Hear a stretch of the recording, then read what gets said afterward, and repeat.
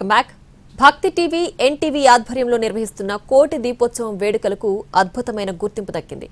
కోటి దీపోత్సవాన్ని ఇకపై రాష్ట్ర పండుగగా నిర్వహించనుంది తెలంగాణ ప్రభుత్వం.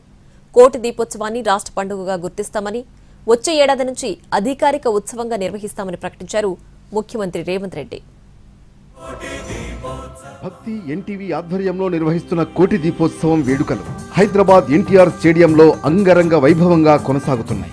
8వ రోజు ఎన్టీఆర్ స్టేడియం అపూర్వమైన ఆధ్యాత్మిక కాంతులతో మిన్నంటింది.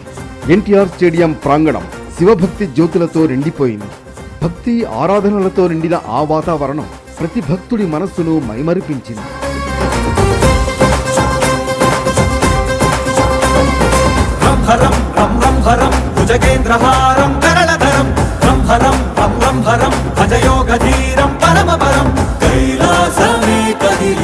కోటి దీపోత్సవం 8వ రోజు ముఖ్య అతిథిగా హాజరయ్యారు తెలంగాణ సీఎం రేవంత్ రెడ్డి. కుటుంబ సమేతంగా వేడుకల్లో పాలుపంచుకున్నారు. భక్తి టీవీ కోటి దీపోత్సవాన్ని రాష్ట్ర పండుగగా గుర్తిస్తామన్నారు సీఎం రేవంత్ రెడ్డి. వచ్చే ఏడాది నుంచి అధికారిక ఉత్సవంగా నిర్వహిస్తామన్నారు. అంతేకాదు, జాతీయ పండుగగా గుర్తించాలని కేంద్రానికి లేఖ రాస్తామన్నారు సీఎం రేవంత్ రెడ్డి.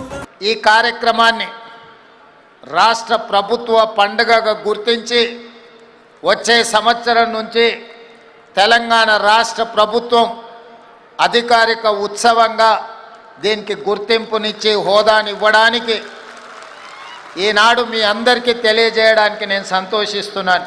ముఖ్యంగా నరేంద్ర చౌదరి గారి దంపతులు నిర్వహిస్తున్న ఈ కార్యక్రమం జాతీయ స్థాయిలో గుర్తింపు రావాలి.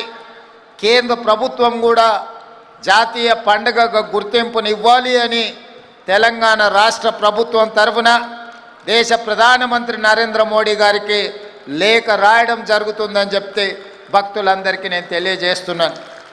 ఆధ్యాత్మిక ఛానల్స్ లో ఇటీవలే బార్క్ రేటింగ్స్ లో దేశవ్యాప్తంగా భక్తి టీవీ నెంబర్ 1 స్థానంలో నిలిచింది. ఈ విషయాన్ని కూడా సీఎం రేవంత్ రెడ్డి ప్రత్యేకంగా ప్రస్తావించారు.